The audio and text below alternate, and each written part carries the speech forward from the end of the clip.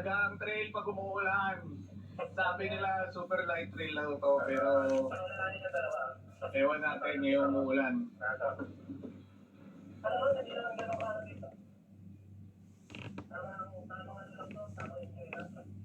Giliti-giliti lang. Sabi nga ni Epsa, tamang enjoy lang. Masyado pong maaga, tol. Yun! Isa pa, River Crossing. 24, eh.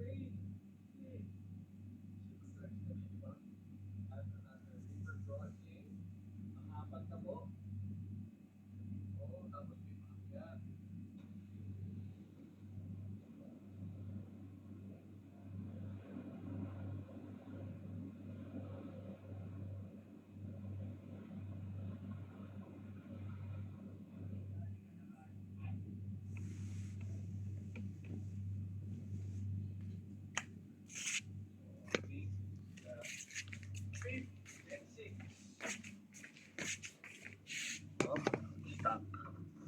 Magandang ano dito, saan? Ano ba to?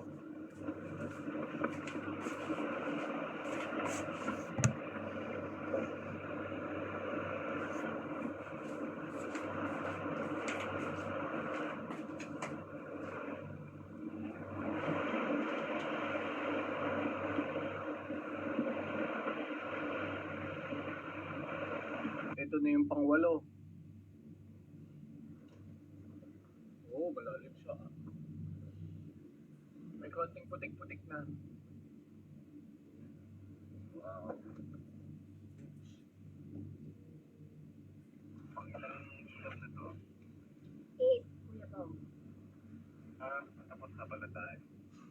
May 16 ka pa.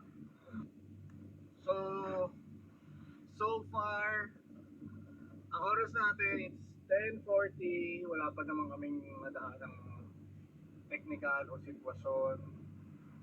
So, too early to say na pang beginner, pero sabi ng mga nakapunta na dito, talagang light trail to. Wag lang talagang uulan kasi lahat naman ng trail pag umulan nagiging halimaw. Oh, Yun. like nung last PRT. Ano po? Like nung last PRT, di ba? Mm-hmm. 17 hours. Wow, ito na yung pang 9. Pang 9. Okay. Wow.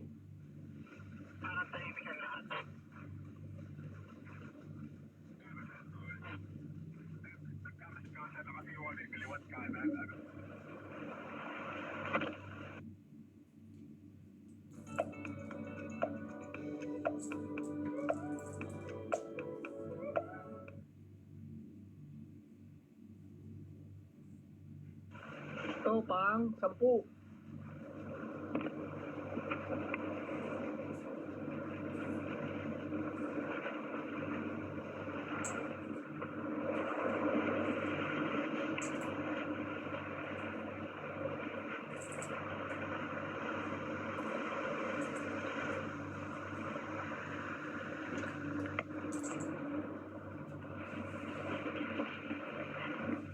Ito yung pang 11. Bakit nakahinto si Daddy JP? Malalim na to. Hindi. Hindi naman pala malalim. Nag-aantayan lang pala. Okay. Go.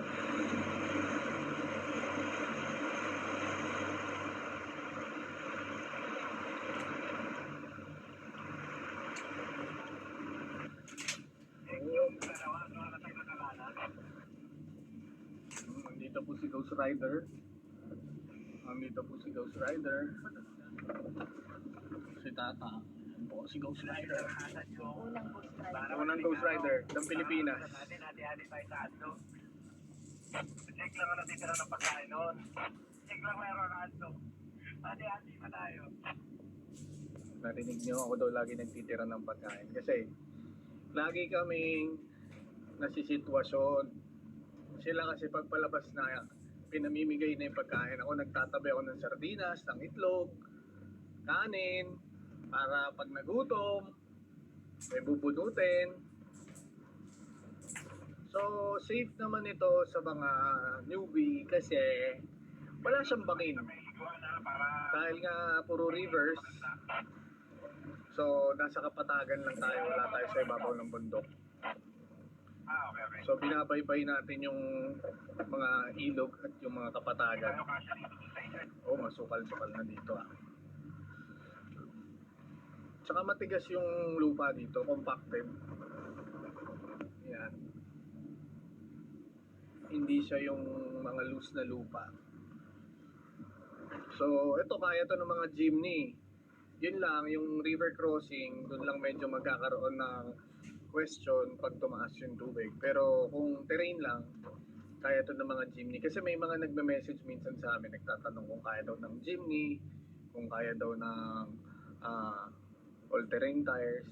So, syempre best pa rin kung naka-mud tires para laging handa. Kasi hindi mo alam ang mangyayari sa trail. So, ito na yung pang 13, mami. Feeling ko, kung di ako nagkakamali. Kundi siya 12, 13. Pang 13!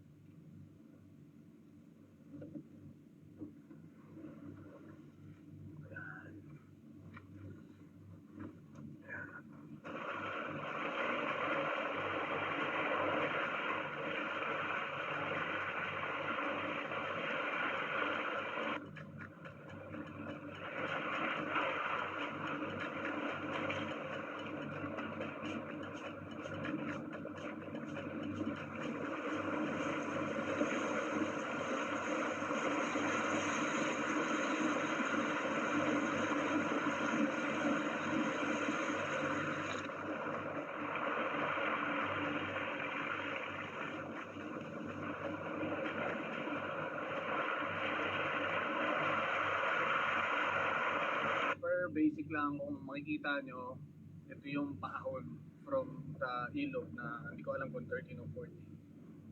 Dito medyo malambot na yung lupa, mapula na rin. So pag ganito medyo madulas na to. Pero maganda dito, maraming bato kaya compacted pa din yung lupa. Kaya makita nyo may rats na.